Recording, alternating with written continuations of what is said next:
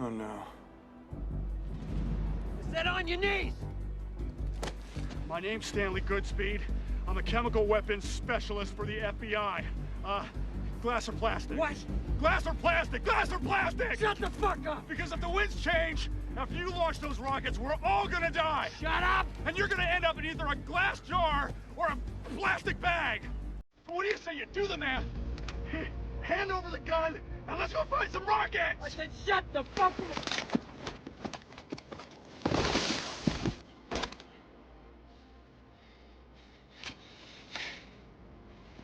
You made the right choice. I decided I didn't want your child growing up without a father. Hey, the last time I swam this channel, I was your age, so I fucked either way. So come on. What drew you to this Karen Reed case?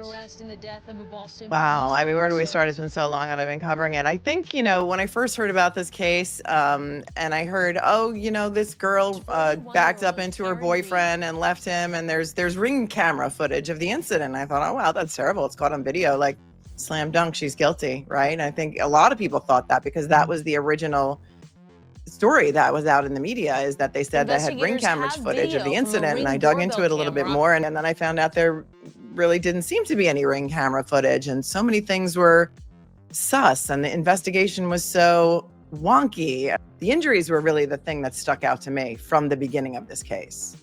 Yeah, and just off a surface level glance of the injuries, they don't make sense. They don't look like a car accident.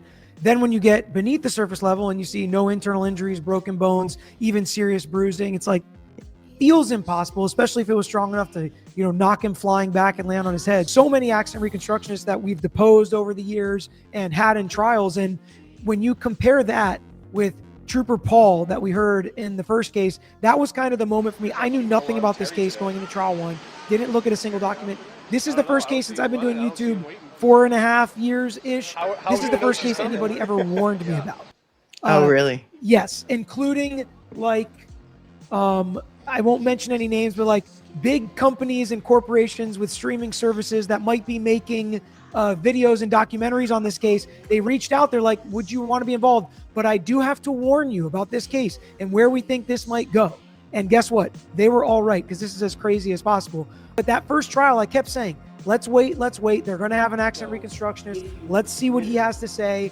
And then they present Trooper Paul. So with your background dealing with car accidents, what was your thought when you heard Trooper Paul's testimony of how this was actually a car accident and not something else? I kind of felt bad for him a little bit. I sort of felt like he was coming in there and he was going to be the hero of the whole trial. He's the guy who figured it all out. And they sort of gave him like a reverse equation and okay, here's the conclusion you need to come to. Now, see what you can do to figure out how this might have possibly happened. And I think that he really thought that he figured it out and he did it. And he was going to, and then he came in and it was just so embarrassing, I think, on so many levels. What was told to me as evidence. I don't know. It was all we could do but laugh. And they're not calling him again.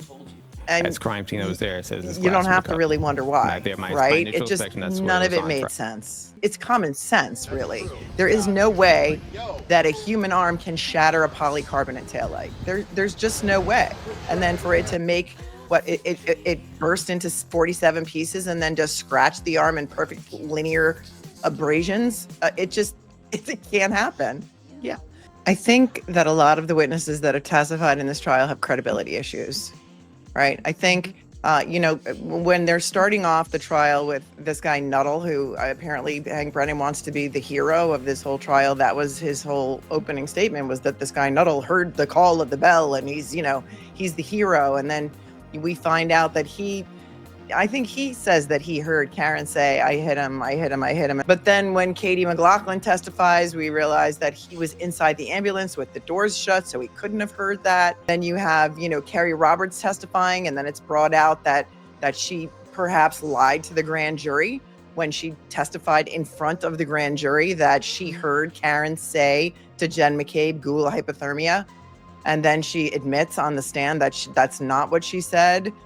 Or that's not what she heard. She didn't actually hear Karen say that to Jen. That's what Jen told her. So, and this is the basis of the indictment.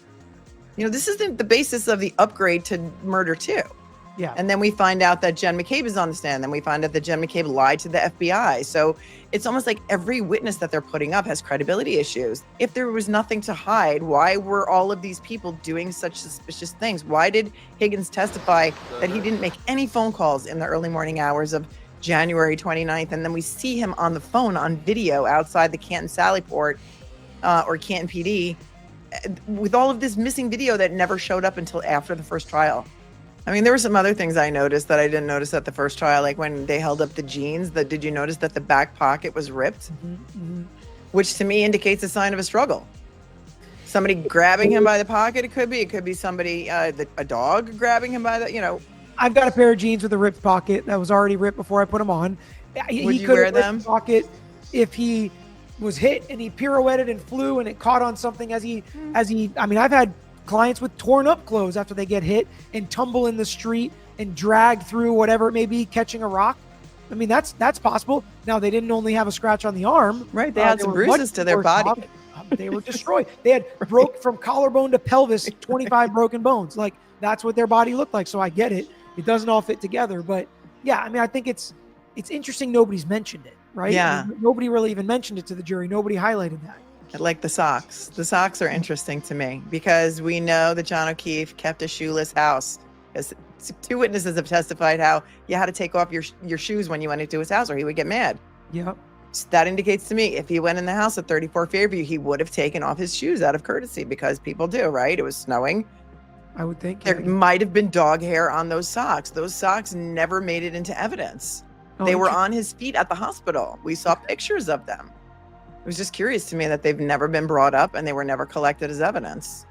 So it's just one of those things that I'm like, yeah. Yeah. I never thought about that. That's interesting. Yeah. He had brain bleeds in multiple parts of his brain. It just wasn't the base of his brain. There were brain bleeds temporally and in the front. There were skull fractures here, here, and here, which would not occur from falling backwards, as the doctor testified. He said, no, the brain can't cause fractures in the front of the skull. And I think Hank Brennan was a little over his skis on that direct examination with the brain surgeon because he didn't really understand the coup contra coup injury.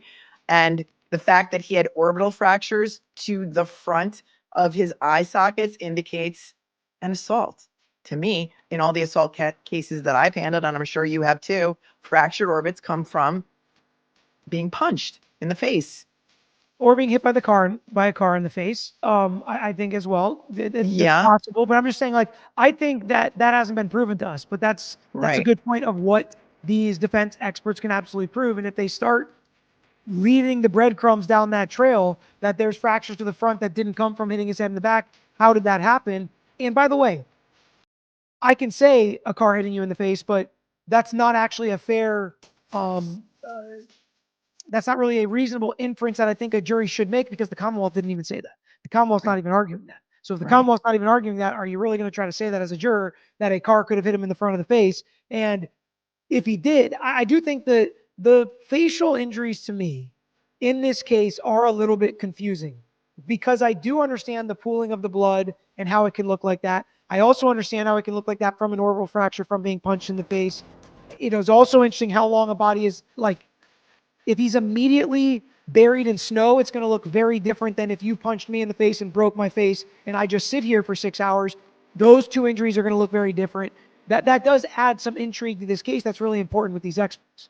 Yeah, and he's got the egg over his right eye, right? And he's got, when Karen said she pulled a piece of glass out of his nose, he's actively bleeding. Mm-hmm. Indicates to me he wasn't out there that long, or he may still have been alive at the time.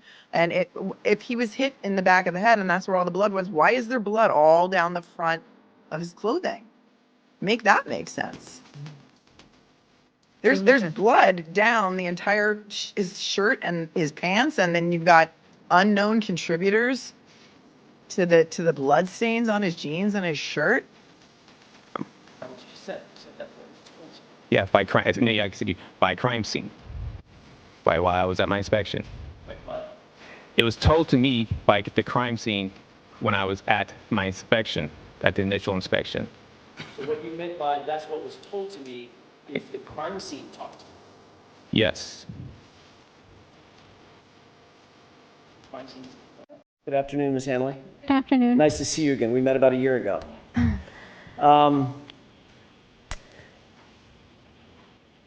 First things first, you were just talking about some plastic pieces in 7-18.8, correct?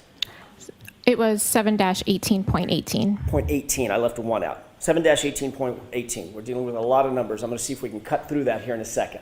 Sure. First of all, you indicated that you were doing a comparative analysis in different, sort of different categorical ways, using microscopy, using the microspec, using the FTIR. I think you also use the FTIR in that as well. Yes. And you indicated that your analysis concluded with those pieces could have come from the same source, from the source in 3-1, the taillight. But you're not conclusively saying they did, correct? It could have come from, they could have a common origin, or it could have come from another source with the same characteristics. Right. So in other words, another way to say that, Ms. Hanley, is it may have come from the taillight, may not have. It's a possibility. Okay. Photograph of exhibit 200 that you saw just a second ago. Quick question about that. In your inspection of that taillight, it's true, is it not, that that is manufactured entirely of plastic or plasticine pieces? There is no glass in that taillight, correct? I have to check my notes. I don't think I noted any glass. Okay. So in other words, you didn't note any glass inherent in the manufacture of that taillight. It's basically plastic. Yeah, I think most of the parts were plastic. I'm not 100% sure if the entire thing was plastic. There may have been other material, but portions were plastic. But you certainly didn't see any glass inherent in the manufacture process. Again, I'd have to double check my notes, but I don't think I did. Okay. Do you want her to check her notes? Why don't you?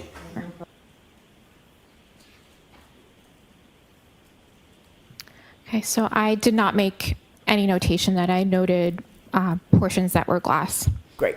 Final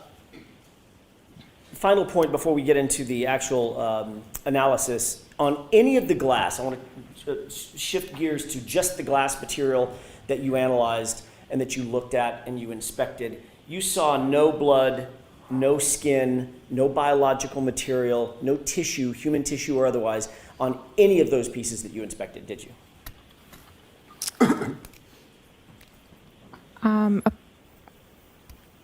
Upon examination of those items,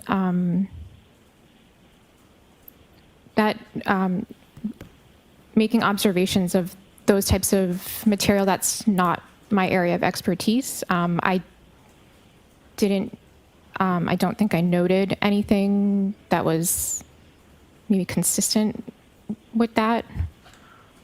So in other words, even though you're not in the bio material expert section of the lab, you certainly would have noted if there was skin or biological material or obvious blood on glass pieces. You were looking at them in many cases through a stereo microscope, correct? Yes, I would have made note of observations of anything that I would have noted on the surface. Great, and you did not, because you didn't see anything that was suggestive of that, correct? I think I just made note, I have to check each item, but I think I did note that there was some dirt debris on some of the items. But not biological material. I did not note anything that would be maybe consistent with that. Great, thank you. 3.2, 3.3, 7.12, 7.14. Can we talk about them in those particulars? Sure. Okay. 3.2 was the cup, correct? That's correct. Okay. And I'm going to use the word cup rather than glass for obvious reasons. You could get confused by that. So when I say the cup, do you know what I'm talking about? Item 3-2. Great. 3-3 are the 5 items that were found on the bumper, claimed to have been found on the bumper by MSP or the crime. Okay? Yes. 5 items, A, B, C, D, and E, correct? Correct. Item 7-12 are 9 items glass items that were recovered at 34 Fairview by Trooper Buchanan in an evidence envelope. 7-12, 9 items, A, B, C, D, E, I, K, and L. What was in 714, that's an easy one piece of glass. That's correct. Okay.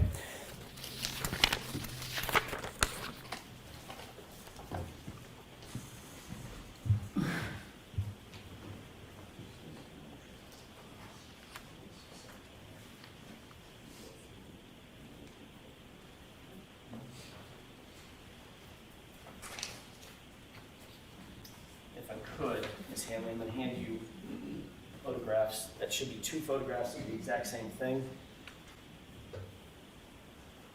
Do you recognize what's depicted in that photograph? I've never seen. I did not take this photo. Understood. So I'm not. I haven't seen them, so I don't know. So I'm asking you to look. I know you haven't seen Yeah. that photo. Does it look like the cup? It looks consistent with the cup. Okay. Just so we're clear and we can stop using so many numbers because they can get confusing. 3-2 is the cup, right? Yes, 3-3 is the bumper glass, correct? that is correct. 7-12 is the Buchanan glass, correct? You just looked at it. Yes, Okay. 7-14 is the Proctored glass, the single piece, correct? correct. So when I make reference to those items by those names, you'll know what I'm talking about.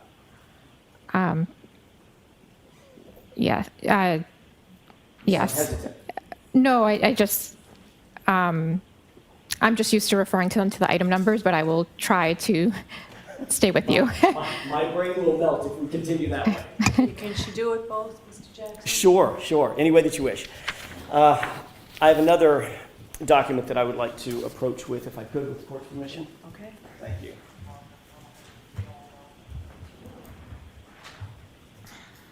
Have you ever seen that before, or a variation of it?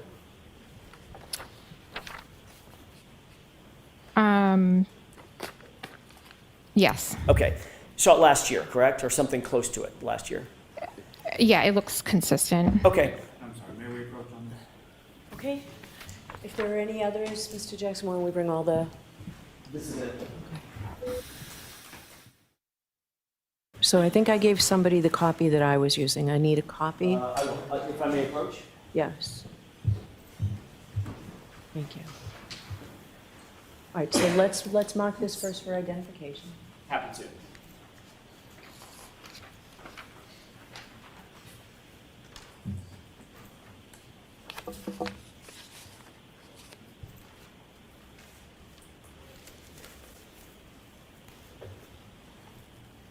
You previously testified that the bumper glass sub A in 3-3 did not match the cup, correct? That's correct. Did not match anything in 7-12, That's correct. and did not match anything in 7-14. That's correct. And you see those represented by sort of the international symbol for negative, correct? A circle with a line through it, correct? Yes. Okay. Under subcategory B, glass B, did not match the cup, did not match 7-12, did not match 7-14. That's correct. You see that there is a green indication that glass recovered by Proctor did match in your analysis, or was consistent with the item in 7-14, correct? It was consistent microscopically and instrumentally. Yes. Okay. 9 pieces of glass that you looked at, A through F, I, K, and L. Is that right? Yes, those are the correct letters. And A, B, C, D, F, and K all matched the cup, correct? All matched the cup. Had a physical match to 3-2, the cup. Is that accurately represented on this chart? With green.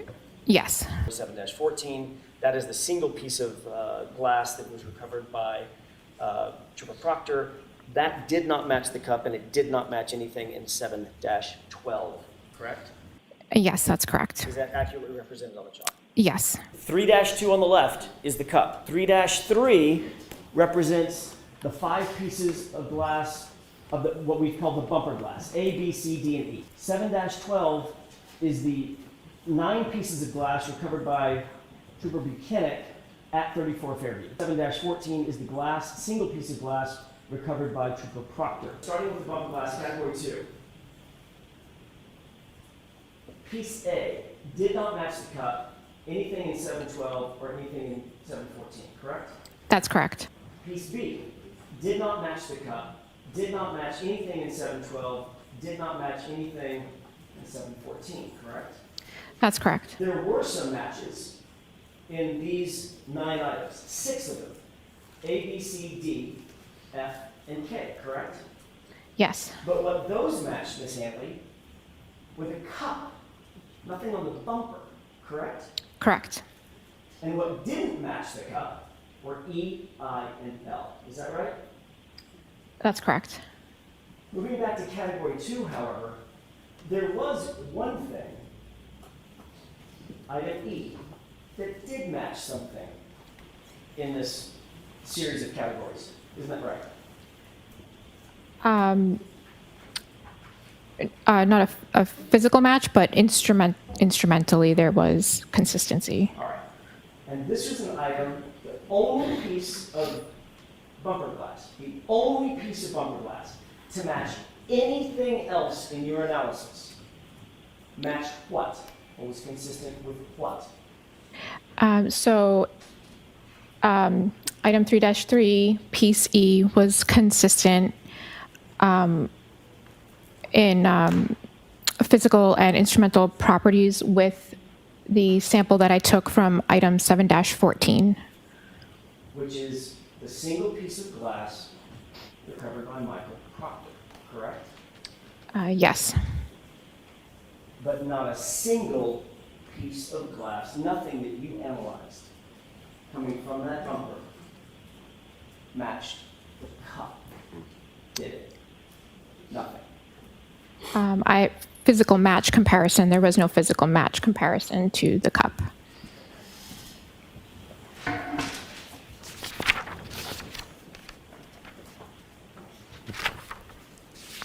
Are we done with this, Mr. Jackson?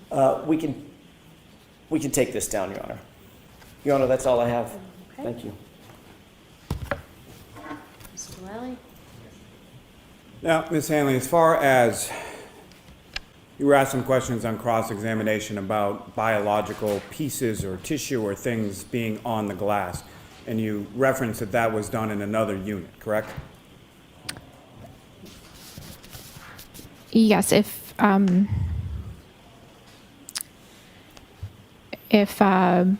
that type of examination was needed, that would be done in a different unit. Objection, Your Honor. I'm going to allow that, but next question. Which unit would that be conducted in? Objection. So the objection sustained. You need more, Mr. Lally, before you move on. Now, as far as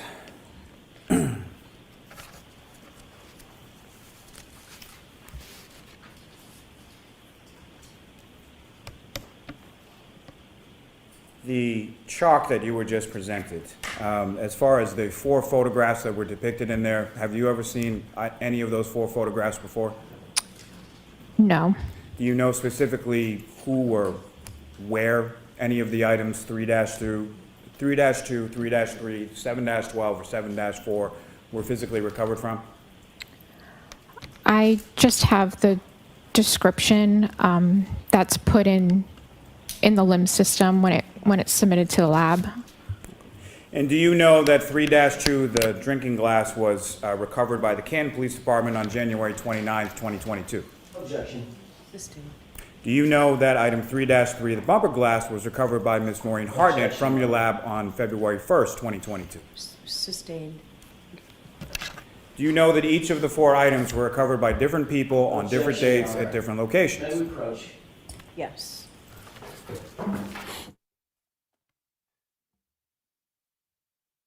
Nothing further. Anything? Very briefly. So in sum,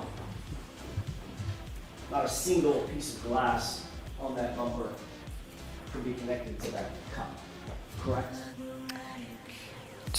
There was no physical match to the pieces that I compared for physical match from the bumper. There was no physical match to the glass cup 3.2. Thank you. So another way of saying that is not a single piece of glass that you analyzed on that bumper matched that cup, correct? Sustained. But the one piece of glass that did match something came from the same source, it was consistent with coming from the same source as the single piece of glass recovered on the possession of or bagged by Trooper Michael Proctor, correct? It was consistent with item 7-14. All right, Ms. Hanley, you are all set. I'm going to see counsel for a minute. Feel free to stand up and stretch.